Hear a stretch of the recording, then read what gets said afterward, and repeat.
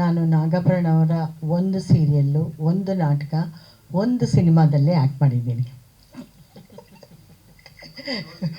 Only Nagabharana. ಈಗ ನಾಗಿಣಿಭರಣ ಅವರ ಸಿನಿಮಾದಲ್ಲೂ ಕೂಡ ನಾನು ಆ್ಯಕ್ಟ್ ಮಾಡಿರೋದು. ಎಷ್ಟು ಖುಷಿ ಆಗ್ತಿದೆ ಅಂದರೆ, ನನಗಿಂತ ಹೆಚ್ಚು ಖುಷಿಪಟ್ಟವರು ಬೇರೆ ಯಾರೂ ಇರಲ್ಲ ಅಂತ ನಾನು ಅಂದ್ಕೊಂಡಿದ್ದೀನಿ. ಹೌದು, ಅದೇನೆ ಹೇಳಕ್ಕೆ ಬಂದೆ ಕಣ. 3 ತಂದೆ, ತಾಯಿ, ಮಗ. ಇನ್ನು ಅವನ ಮಗ ರೆಡಿ ಆಗ್ತಾ ಇದ್ದಾನೆ. ಅವನ ಸಿನಿಮಾದಲ್ಲೂ ಮಾಡೋವರೆಗೂ ನಾನು ಇರ್ತೀನಿ.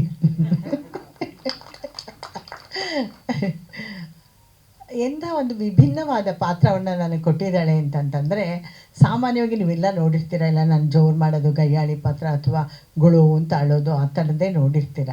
ಆದರೆ ಇವಳು ನನಗೆ ನೀನು ಅದೆಲ್ಲ ನಾನು ಬೇರೆ ಥರ ಪಾತ್ರ ಕೊಡ್ತೀನಿ ಅಂತ ಅಂದ್ಬಿಟ್ಟು ನಾನು ಬೇರೆ ಥರ, ಅಂದರೆ ಆದಿವಾಸಿ ಅಂತ ಅಂದ್ಕೊಬೇಡಿ, ಸಿನಿಮಾ ನೋಡಿ ನಿಮಗೆ ಗೊತ್ತಾಗುತ್ತೆ. ನನ್ನ ಕೈಲಿ ನೋಡಿ ಒಂದೊಂದು ಏನು ಶುಗರ್ ಡೌನ್ ಆಗ್ತಾ ಇದೆ ನಂದು. 9 ಗಂಟೆ ರಾತ್ರಿಯಲ್ಲಿ ಆ ಡಾನ್ಸ್ ಮಾಡಿಸಿದ್ದಾರೆ ನಮ್ಮ ಕೈಲಿ. ಎಷ್ಟೊತ್ತು ನಾವು ಎಂಜಾಯ್ ಮಾಡಿದ್ದೀವಿ ಅಂತಂದರೆ ಹಾಗೀಗಲ್ಲ. ಒಂದು ಸಮಾಜಮುಖಿಯಾಗಿ ಸಮಾಜ ತಿದ್ದಬೋದು ಈ ಚಿತ್ರಗಳಿಂದ. ನಾನು ಅಂದ್ಕೊಂಡಿರೋದು ಸಿನಿಮಾದಿಂದ ಸಮಾಜವನ್ನು ತಿದ್ದುವ ಕೆಲಸ ಆಗುತ್ತೆ. ಸಿನಿಮಾ ನೋಡಿ ಎಷ್ಟೊಂದು ಜನ ಬದಲಾಗಿದ್ದಾರೆ ಅಂತ. ಈಗ ಬರ್ತಾ ಇರೋ ಸಿನಿಮಾ ನೋಡಿ ಮಕ್ಕಳೆಲ್ಲ ಏನು ಫೈಟಿಂಗು, ಅದು ಇದು ಕೊಲೆ ಮಾಡೋದು ಅಂದರೆ ಅಂತ ಏನು ಎಂಜಾಯ್ ಮಾಡುತ್ತವೆ. ಅದು ಮನೇಲಿ ಕೂತ್ಕೊಂಡೇ ಎಂಜಾಯ್ ಮಾಡ್ತಾರೆ. ನಾನು ನೋಡ್ತೀನಿ, ಪರವಾಗಿಲ್ಲ ಹಾಕಿ, ಅದು ನನಗೇನು ಭಯ ಇಲ್ಲ ಅಂತ ಅನ್ನೋ ಮಟ್ಟಕ್ಕೆ ಮಕ್ಕಳು ಬೆಳೀತಾ ಇದ್ದಾರೆ. ನಮ್ಮ ಸಮಾಜ ಯಾವ ದಿಕ್ಕಿನಲ್ಲಿ ಸಾಗ್ತಾ ಇದೆ ಅನ್ನೋ ಭಯ ಕೂಡ ನಮಗೆ ಸಿನಿಮಾ ರಂಗವನ್ನು ನೋಡಿ ಭಯ ಪಟ್ಕೊಳ್ಳುವಂಥ ಸ್ಥಿತಿ ಕೂಡ ನಮಗೆ ಇದೆ. ಇದು ಯಾವತ್ತೂ ಇದು ಸುಳ್ಳಲ್ಲ, ನಿಜ. ನನ್ನ ಭಾವನೆಯಿಂದ ನನಗನ್ಸಿದ್ದನ್ನು ನಾನು ನಿಮಗೆ ಹೇಳ್ತಾ ಇದ್ದೀನಿ. ಸೊ ಅದರ ಮಧ್ಯೆ ಒಂದು ಉತ್ತಮವಾದ, ಹೀಗೂ ಇರ್ಬೋದು ಸಮಾಜದಲ್ಲಿ, ಹೀಗೂ ಬದುಕ್ಬೋದು ಅಂತ ಒಳ್ಳೆಯ ಕಥೆಯನ್ನು ಆರಿಸ್ಕೊಂಡು ಅವಳು ಸಮಾಜಮುಖಿಯಾಗಿ ಮಕ್ಕಳನ್ನು ಹೇಗೆ ಬೆಳೆಸಬೇಕು, ಹೇಗೆ ಬೆಳೆಸಿದ್ರೆ ಅವರು ಹೇಗೆ ಬದಲಾಗ್ತಾರೆ ಅದರ ಬಗ್ಗೆ ಅವಳು ಒಂದು ರಿಸರ್ಚ್ ಮಾಡಿದ್ದಾಳು. ಏನು ಮಾಡಿದಳು, ಮುಂಚೆನೇ ಎಷ್ಟೋ ವರ್ಷಗಳ ಹಿಂದೆಯೇ ಅವಳು ಸ್ಕ್ರಿಪ್ಟನ್ನು ರೆಡಿ ಮಾಡಿಕೊಂಡು ನಾನು ಮಾಡಬೇಕು ಅಂತ ಅಂದ್ಬಿಟ್ಟು ಅದಕ್ಕೆ ನಮ್ಮ ಒಳ್ಳೆ ಪ್ರೊಡ್ಯೂಸರ್ ಸಿಕ್ಕಿದ್ರು. ಅವಳಿಗೆ ವಹಿಸ್ಬಿಟ್ಟು ಅವರು ಒಂಥರ ಜವಾಬ್ದಾರಿ ಇಲ್ಲದೆ ಅವರು ಎಂಥದ್ದು ಬಿಳ್ಗಿರಿ ರಂಗನ ಬೆಟ್ಟ ಎಲ್ಲ ಸುತ್ತಾಯಿದ್ರು. ನಮ್ಮ ಪ್ರೊಡ್ಯೂಸರು ಸುತ್ತಾಯಿದ್ರು. ಆದರೆ ಎಲ್ಲ ಭಾರವನ್ನು ನಮ್ಮ ನಾಗಿಣಿ ಬರ್ದ, ಅಂದರೆ ಯಾವ ಕುಂದುಕೊರೆ ಆಗದಂತೆ ನೀವು ನೋಡ್ಕೊಳ್ಳಿ ಅಂತ ಅಂದ್ಬಿಟ್ಟು ಅವಳು ತುಂಬ ಇದು ಮಾಡಿದ್ರು. ನಾವು ಕೂಡ ಅಷ್ಟೇ ಎಂಜಾಯ್ ಮಾಡಿದ್ದೀವಿ, ಪಾತ್ರವನ್ನು ಎಂಜಾಯ್ ಮಾಡಿದ್ದೀವಿ. ಆಮೇಲೆ ನನಗೆ ತುಂಬ ಆಶ್ಚರ್ಯ ಅಂತ ಅಂದಿದ್ದು, ನಾಗಾಭರಣ ಎಷ್ಟು ದೊಡ್ಡ ಡೈರೆಕ್ಟ್ರು, ಎಷ್ಟು ನ್ಯಾಷನಲ್ ಅವಾರ್ಡು, ಇಂಟರ್ನ್ಯಾಷನಲ್ ಅವಾರ್ಡು, ಅದು ಇದೆಲ್ಲ ಕಲ್ತ್ಕೊಂಡವರು. ಅವರು ತುಂಬ ಓದ್ಕೊಂಡಿರೋರು. ಅಂಥವ್ರಿಗೆ ಒಂದು ಶಾರ್ಟ್ ಇವಳು ಅಲ್ಲೆಲ್ಲೋ ಮೇಲೆ ಹತ್ತಿ ಹೋಗಿ ತೆಗಿಯೋಕ್ಕಾಗಲಿಲ್ಲ. ನನಗೆ ಈ ಶಾರ್ಟ್ ತೆಕ್ಕೊಂಡು ಬಾಪ ಅಂತ ಹೇಳಿದ್ಲು. ನಾಗಾಭರಣ ಅವ್ರು ಬಂದಿದ್ದ ದಿನ, ಅವ್ರ ಪಾಪ ಡೆಲ್ಲಿಯಿಂದ ಬಂದಿದ್ರು, ತಾನೇ ಬಂದು ಇಳಿದಿದ್ರು. ಇವಳು ಬೆಟ್ಟ ಹತ್ತಿಸ್ಬಿಟ್ಟು ಈ ಶಾರ್ಟ್ ತೆಕ್ಕೊಂಡು ಬಾ ಅಂತಂದು. ಇಲ್ಲ, ಇದನ್ನು ಇಲ್ಲಿಂದಲೂ ತೆಗಿಬೋದು ಅಂತ ನಾಗಾಭರಣ ಹೇಳಿದ್ರೆ, ಇಲ್ಲ ನನಗೆ ಹೀಗೇ ಬೇಕು, ಇದೇ ನೀನು ತಗೊಂಡು ಬಾ ಅಂತ ಗಂಡನಿಗೆ ಜೋರು ಮಾಡಿ, ಅಷ್ಟು ದೊಡ್ಡ ಡೈರೆಕ್ಟ್ರಿಗೆ ಜೋರು ಮಾಡಿದ್ಲು. ನಾನು ಹಾಗೆ ಅಂತ ನೋಡ್ತಾ ಇದ್ದೆ. ಒಂದು ಡೈರೆಕ್ಟರ್ ಅಂದರೆ ಅಂಥ ಒಂದು ಕಮ್ಯಾಂಡ್ ಇರಬೇಕು ಅಂತಂದ್ಬಿಟ್ಟು ಆ ನಿಟ್ಟಿನಲ್ಲಿ ಅವಳು ತುಂಬ ಒಳ್ಳೆಯ ಕೆಲಸ ಮಾಡಿದ್ದಾಳೆ. ಆ ಹುಡುಗನಿಗೆ ಅಭಿನಯ ಅಂದರೆ ಏನು, ಮುಂಚೆ ಎಲ್ಲ ಕಲ್ತಿದ್ದೇನೋ ನೀನು? ಹೌದಾ?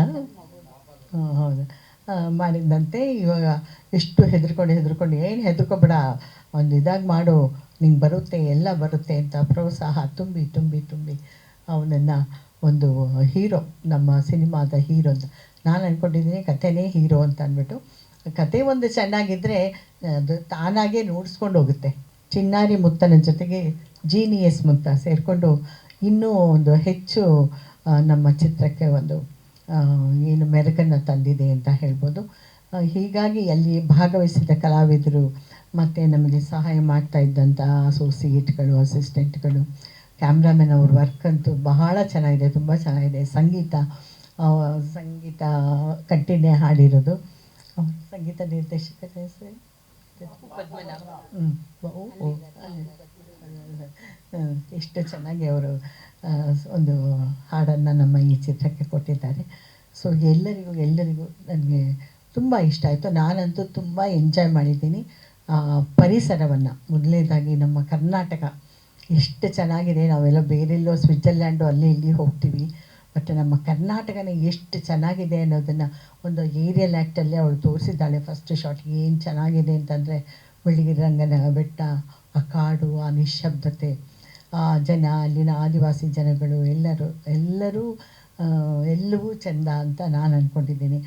ನಾವೆಲ್ಲ ತುಂಬ ಎಂಜಾಯ್ ಮಾಡಿದ್ದೀವಿ. ನೀವು ನೋಡಿ ಎಂಜಾಯ್ ಮಾಡ್ತಾರೆ. ಅದರಲ್ಲಿ ಯಾವ ಕುಂದು ಕೊರತೆ, ಅಯ್ಯೋ ಇದಾಗಬಾರ್ದಾಗಿತ್ತು ಅನ್ನೋ ಇದೇ ಇಲ್ಲ, ಪ್ರಶ್ನೆನೇ ಇಲ್ಲ ಅಂತ ನಾನು ಅಂದ್ಕೊಂಡಿದ್ದೀನಿ. ಸೊ ನೀವೆಲ್ಲರೂ ಮೆಚ್ಚಿ ನಮ್ಮ ಚಿತ್ರವನ್ನು ಗೆಲ್ಲಿಸಬೇಕು. ನಮ್ಮ ಪ್ರೊಡ್ಯೂಸರ್ ಹಾಕಿದ ದುಡ್ಡೆಲ್ಲ ಅವ್ರಿಗೆ ಬಂದುಬಿಟ್ರೆ ಸಾಕಪ್ಪ ದೇವರೇ. ನಮ್ಮ ಹುಡುಗನಿಗೆ ಹಾಗೆ ಯಶಸ್ಸಿನ ಮೇಲೆ ಯಶಸ್ಸು ಸಿಗಲಿ ಅಂತ ನಾನೆಲ್ಲನೂ ಕೋರ್ಕೋತೀನಿ. ಮತ್ತು ಪನ್ನಗ ಅವ್ರ ಬಗ್ಗೆ ಹೇಳಬೇಕು ಅಂತಂದು ಹೇಳಿದ್ದಾರೆ. ಪನ್ನಗ ಅವರ ಈಗ ಯಾರ್ಕೊಂಡು ಹೊಟ್ಟೋಗ್ಬಿಟ್ಟಿದ್ದಾರೆ. ಪನ್ನಗ ಅವ್ರ ಚಿತ್ರದ ತತ್ಸಮ ತದ್ಭವ ಅಲ್ವಾ, ಅವ್ರ ಚಿತ್ರದಲ್ಲೂ ನಾನು ಆ್ಯಕ್ಟ್ ಮಾಡಿದ್ದೀನಿ. ಸೊ ಹಾಗಾಗಿ ನನಗೆ ಒಂದು ಹೆಮ್ಮೆ. ನಮ್ಮ ಏನು ಗೆಳೆತನ ಹಾಗೆ ಮುಂದುವರ್ಕೊಂಡು ಹೋಗ್ತಾ ಇದೆ, ಹಾಗೆ ನಿರಂತರವಾಗಿರಲಿ, ನಿಮಗೂ ಯಶಸ್ಸು ಸಿಗಲಿ. ಮೊನ್ನೆ ತಾನೇ ನನ್ನ ಫ್ರೆಂಡು ಡಾಕ್ಟ್ರೇಟ್ ತೊಗೊಂಡಿದ್ದಾರೆ. ಸೊ ಅವರಿಗೂ ನನ್ನ ಅಭಿನಂದನೆಗಳು. ಇಬ್ಬರು ಡಾಕ್ಟ್ರು ನಮ್ಮ ಮಧ್ಯೆ ಇದ್ದಾರೆ, ನಮ್ಗೆ ಏನಾದರೂ ಅಂದರೆ ನೋಡ್ಕೋತಾರೆ, ಬರುವಲ್ಲ. ಅದು ಸೊ ಹಾಗಾಗಿ ಪನ್ನಗನಿಗೂ ಡಾಕ್ಟ್ರೇಟ್ ಬರಲಿ ಅಂತ ನಾನು ಆಶಿಸ್ತೀನಿ. ಒಂದು ಪರಂಪರೆ ಅಂತ ನಮ್ಮ ರಾಘು ಅಂತ ಕೇಳಲೇಬೇಡಿ, ಎಷ್ಟು ಒಂದು ಮುಗ್ಧ ಅಂದರೆ ಮುಗ್ಧ. ಅವನು ಮುಗ್ಧ ಚಿನ್ನಾರಿ ಮುತ್ತನ ಆ ಮುಗ್ಧತೆ ಇನ್ನೂ ಹಾಗೆ ಉಳಿಸ್ಕೊಂಡಿದ್ದಾನೆ. ಅವ್ನಿಗೆ ಎಷ್ಟೇ ನೋವಿರಲಿ ಏನೇ ಇರಲಿ, ಬಂದು ಅವನ ಪಾತ್ರಕ್ಕೆ ಏನು ಬೇಕೋ ಅದನ್ನು ಕೊಡೋದನ್ನು ನೀವು ನೋಡಬೇಕಿತ್ತು. ಆ ಸಮಯದಲ್ಲಿ ನಮಗೆ ಒಂಥರ ಸಂಕಟ ಆಗೋದು, ಆದರೆ ಅವನು ಅದೆಲ್ಲ ಹೊರಹಾಕಿ ಅವನು ತನ್ನ ಪಾತ್ರವಾಗಿ ನಿಲ್ತಾ ಇದ್ದಿದ್ದ ರೀತಿ ಒಂದು ಆಹಾ ಅಂತ ಅನ್ನಿಸ್ತಾ ಇತ್ತು. ಆ ಮಗುಗೆ ಯಶಸ್ಸು ಸಿಗಲಿ, ಎಲ್ಲರಿಗೂ ಯಶಸ್ಸು ಸಿಗಲಿ ಅಂತ ನಾನು ಪ್ರಾರ್ಥಿಸ್ತೇನೆ. ಹಾಗೆ ನಿರೂಪಣೆ ಮಾಡಿದ ಅಶ್ವಿನಿ, ಅನುಷಾ ಲಕ್ಕಣ್ಣ ಅವರು ತುಂಬ ಚೆನ್ನಾಗಿ ಮಾತಾಡ್ತಾರೆ. ಅವ್ರಿಗೂ ಯಶಸ್ಸು ಸಿಗಲಿ. ನೀವೆಲ್ಲ ಇದನ್ನೆಲ್ಲ ಯಥಾವತ್ತಾಗಿ ಹಾಕಿ ಅಂತ ನಾನು ಕೇಳ್ಕೊತೀನಿ. ಗ್ಯಾರಂಟಿ ನ್ಯೂಸ್, ಸುದ್ದಿ ಖಚಿತ, ನ್ಯಾಯ ನಿಶ್ಚಿತ.